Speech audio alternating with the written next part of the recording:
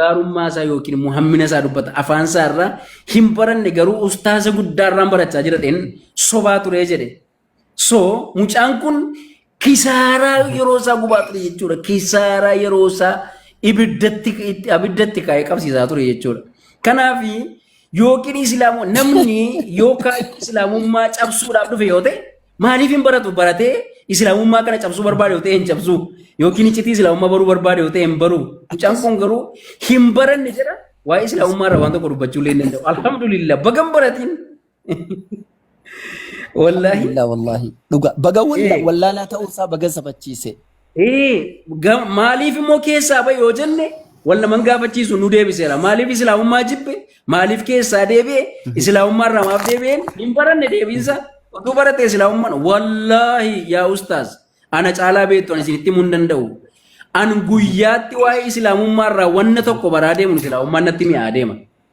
Mootorri koo amma kana amma akka namni nama gaara fiiguudhaan onnee isaa dabalaa adeemu gaafa islaamummaa irraa jecha tokko baru jaalallan islaamummaaf qabu fedhiinan islaamummaaf qabu. Wallahi imaanni kun dabalaa deema.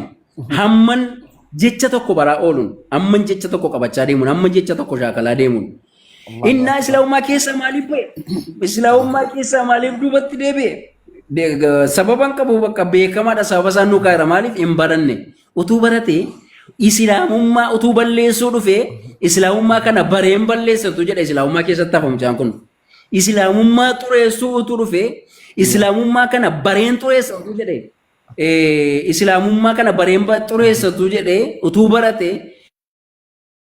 islaamummaa kana jaallatee keessatti hafa mucaan kun annan beeka namoota akka siisee badhaadhaafa namoota guyyaa tokko utuu faatiyaan qara'in utuu attaayaatuun jedhin utuu ruku'aa salaataa gaafa bu'an maal jedhu jedhanii utuun qilleensa kanarra utuu olii gadi fiiganii namoota deebi'an hin beeka wandee sirriittan qaamaan beeka eenyu maqaan ishee taarikuu mucaa sirriittan beeka mucaa isa duukaa jiru yaa qommoon jiran isa sirriittan beeka guyyaa tokko ta'anii baranne guyyaa tokko baratanii islaamummaan kun uffata isaanii gurguranii waa'ee islaamummaa kanaa baratan malee uffata barbaachaaf suufii barbaachaaf islaamummaa keessaa hin baqatanii wallaahi dhugaan isin hin jedhu ammallee dhaloonni hin baranne dhaloonni sammuun cufame dhaloonni waan dubbisne islaamummaa irraa baqata in ari'ata malee takkaa fira islaamummaa ta'uu hin danda'u sababiin isaa yoo baratte malee islaamummaan siin galu waan ta'eef kanaaf iyyuu mucaan kun waan hin baranneef islaamummaa keessaa bahe akkasumatti ustaas.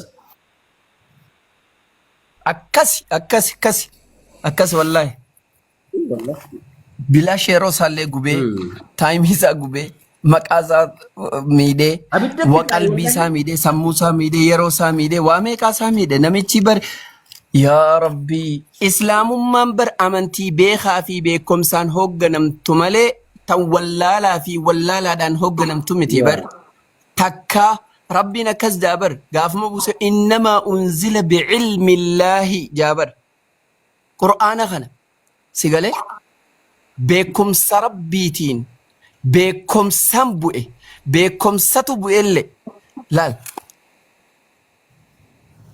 بكم ستبوئي جلق أبوما فعلم جامره هاي آياني قرآن الرا دربوئي أمنتا إسلاما غسبر اقرأ خجوبر دبس كري بردو خجو ارجم رب صلى الله عليه وسلم طلب العلم فريضة على كل مسلم